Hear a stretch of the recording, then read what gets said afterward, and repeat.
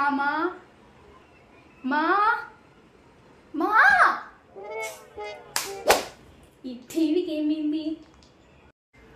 మా ఏంటి పిలిచావా? నేను పిలిచానా?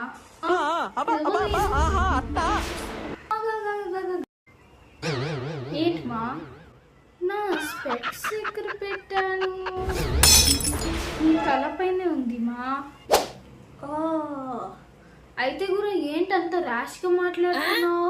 అసలు అమ్మ అంటే రెస్పెక్ట్ లేదు, గౌరవం లేదు, ఏమీ లేదు.